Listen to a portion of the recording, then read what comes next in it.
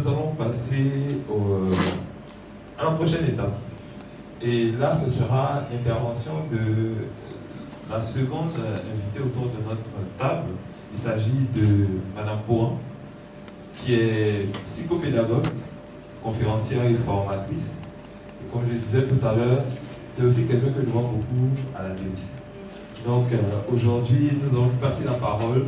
Et s'il s'agissait de ton histoire, version Madame Pouan.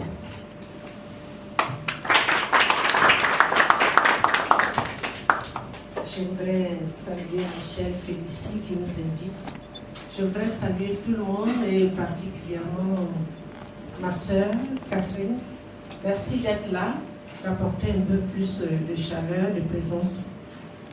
J'ai entendu l'auteur dire « Je veux rendre visible ce père qui était un peu en retrait ». Avant de commencer, pour ne pas que j'oublie, mais j'aurais voulu voir le nom du père sur le livre. Tu l'aurais rendu plus visible. On dit, ah mais monsieur, maman, c'est la fille de... Je ne sais pas, ça après tu vas répondre à cela. J'interviens ici dans la dimension psychologique. Parce que quand on parle ici d'un lourd secret, le secret, chaque famille a son secret, la loi de l'omerta, tout ce qu'il ne doit pas dire. Et ici, quand on voit qu'on va parler d'un viol, violence sexuelle sur enfants, sujet toujours d'actualité. Et nous montrer qu'en ce moment, dans ce livre, sur cette nouvelle-là, ce qui compte, c'est l'honneur, c'est l'image, c'est la réputation. On ne pense qu'aux adultes. Alors que l'enfant a besoin de protection. Donc on a envie d'abord de se demander qui est victime, qui est blessé et qui a des blessures intérieures qui vont lui porter préjudice toute sa vie. Première préoccupation. Et comprendre également comment des adultes peuvent protéger un mari pervers, un mari pédophile et surtout, regarder dans la dernière dimension comment sortir de là, comment guérir et comment est-ce que notre société va aider, va être protectrice de ceux qui sont là aujourd'hui. Sur la protection, le droit à la protection de l'enfant va commencer chaque fois qu'il y a quelque chose par se dire qui est la personne vulnérable, qui est la personne qu'on a besoin de protéger. Ici, c'est l'enfant. Et dans la première partie, ce que j'ai retenu surtout, c'est que la mère victime va devenir à un moment la complice. Parce que quand elle ne va pas reconnaître l'enfant et qu'elle va elle-même vivre la première situation qu'elle a vécue, on peut comprendre quand elle dit si je dis, on va me chasser. Donc, la personne qui va subir un viol n'est pas consentante. La personne est dans une position où elle a besoin parfois de son violeur. Comment est-ce qu'il va charmer la petite? Comment est-ce qu'il va se montrer conciliant, gentil? Et donc, parfois, on dit que c'est la fille qui a provoqué. On est toujours en train de culpabiliser la victime, la petite, qui était en terminale, brillante. Donc, vous allez voir comment un viol peut détruire toute une vie. Ce n'est pas seulement, excusez-moi, le viol d'un sexe, mais c'est le viol de toute une vie. De tout ce que nous avions comme image, comme volonté, comme perception de la vie. Et donc, quand on parle de ce lourd silence, de ce silence que personne ne doit entendre, parce que toi, ta petite personne n'est pas importante, alors que c'est elle qui va porter toute la souffrance, j'ai envie de dire, tout ce qu'il y a de, j'aime pas ce mot, mais j'aime dire terrorisme psychologique, c'est comme si vous aviez reçu une bombe qui vous faisait éclater la tête et toute votre vie, vous allez porter le fardeau. Protection du violeur, parce qu'une famille doit être préservée, et en même temps, on laisse l'enfant. Mais parce qu'on se dit qu'un enfant, ça n'a rien à voir, ça ne fait rien, on ne le connaît pas, il n'a pas de... Mais ici, vous voyez que dans le silence, celui qui est concerné sa souffrance n'est pas prise en compte. Et demain, ici, nous voyons la dame qui va toujours se dire, mais voilà. Et le mensonge, c'est vrai qu'on va dire le lourd silence, mais on crée un mensonge chez la victime qui ne dit à personne, n'en parle pas. Donc, dans l'éducation que je suis en train de donner à un enfant, j'instaure le mensonge comme élément consentant ou normatif de l'éducation. Ce qui n'est pas normal. Et dans tous les viols, on dit, pourquoi tu n'as pas dit? Mais parce que l'enfant violé a toujours une alliance ou bien un comportement, un lien affectif. C'est le mari de sa tante. Le violeur n'est jamais loin. Il ne vient pas, il est quelqu'un qu'on connaît. Il est l'ami de la famille, il est le mari d'eux, il est l'ami d'eux, il est le parent d'eux. Donc déjà, méfiance. Et l'élément important, c'est surtout de comprendre que l'enfant est brisé, de comprendre que, voilà, et les conséquences d'un viol. Décrochage scolaire parfois, régression, parce qu'on est adolescent, on est dans la quête identitaire, on s'interroge sur les conséquences que cela peut avoir. Au niveau personnel, manque d'estime de soi, manque de confiance en soi, et surtout manque de confiance en l'adulte. Ce qui est bien ici, l'adulte sera au devant, au premier, celui qui détruit. Mais on verra également que des adultes vont intervenir tout au long pour montrer qu'il y a des adultes également qui sont pour la protection de l'enfant à travers quand elle va se retrouver dans la rue. Donc il y a des adultes positifs par leur comportement et il y a des adultes négatifs par leur comportement de violeur et surtout de ne pas chercher à protéger cet enfant. Donc on nous demande, est-ce que toutes les vérités sont bonnes à dire? Ben oui. Toutes les vérités devraient être bonnes à dire quand elles concernent l'enfant qui est victime. Parce qu'ici, moi je cache les comportements pervers de mon mari pour ne pas que notre image soit salie. Mais j'oublie que ce mari a détruit la vie de ma nièce. Et c'est ma nièce qui a plus besoin de mon soutien.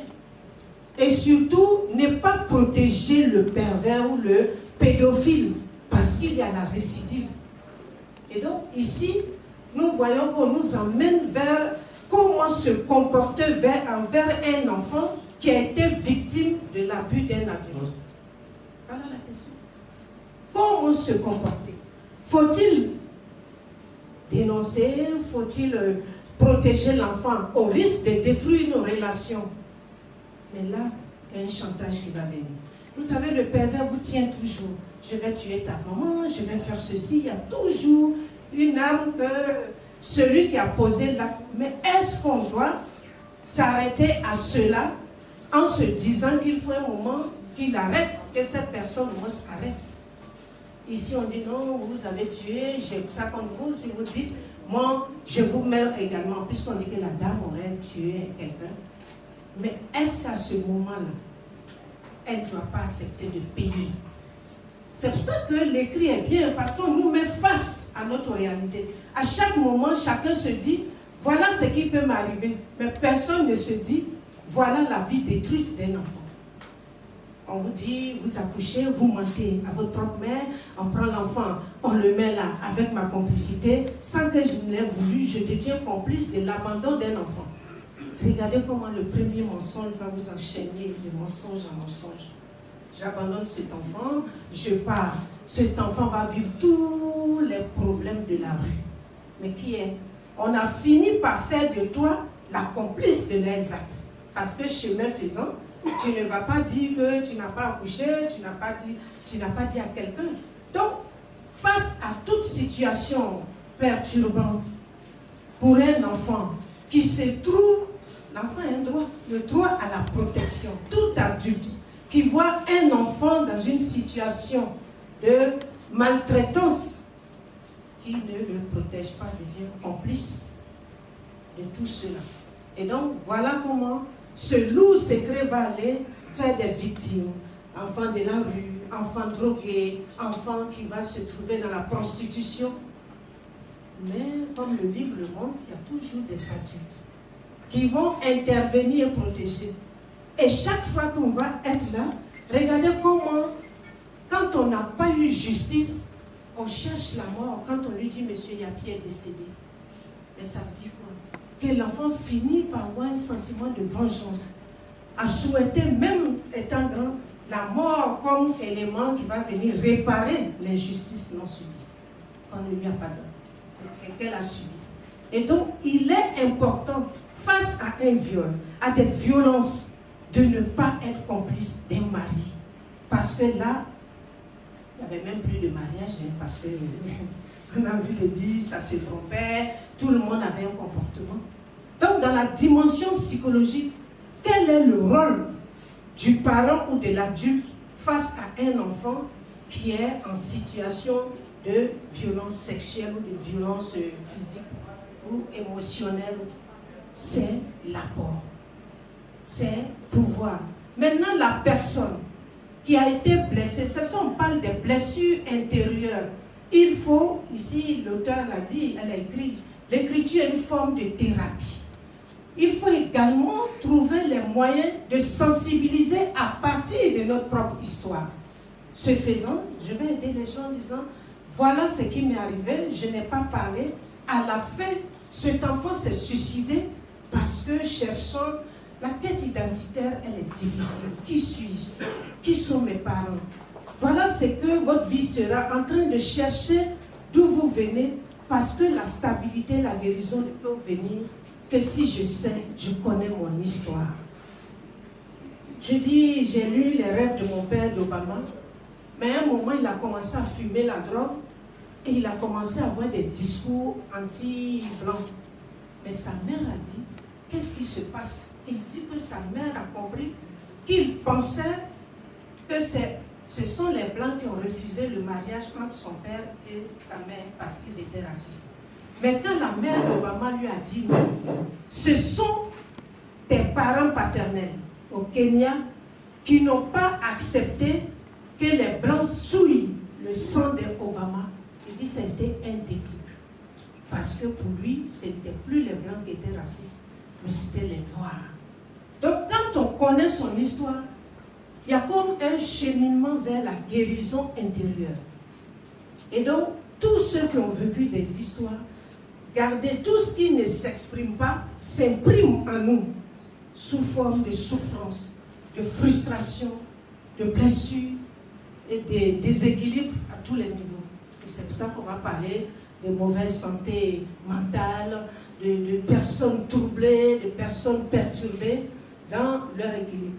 Donc voilà ce que nous voulons montrer, que le secret ne profite qu'à ceux qui veulent protéger une image. Je n'ai pas été à la base de mes blessures. Je n'ai pas été à la base de ce qui m'arrive. Mais il faut que je sois à la base de ma guérison. Il faut que je sois à la base de pouvoir parler de ce qui m'est arrivé. Un loup secret vous maintient tellement dans ce qu'il y a de néfaste. Parce que vous n'êtes pas, il faut vous délier de ce secret avant de vous relier à une vie saine. Tant qu'on n'a pas parlé, tant qu'on n'a pas dit, et c'est pour ça que vous allez voir qu'elle va se mettre dans un groupe et elle va commencer, cette dame-là, Abriam, à aider les autres. Donc il n'y a de thérapie véritable qu'en parlant, qu'en communiquant, parce qu'on fait sortir, parce qu'on expose, et quand on parle, on met des mots sur les mots pour pouvoir être pris en charge, être suivi.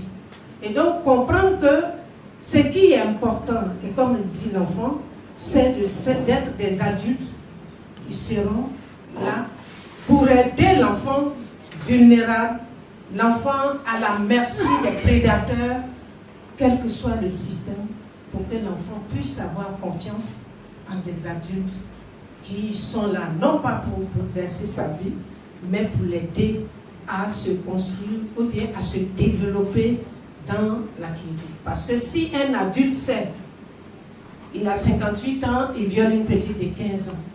Et là, on se dit non, c'est pas grave.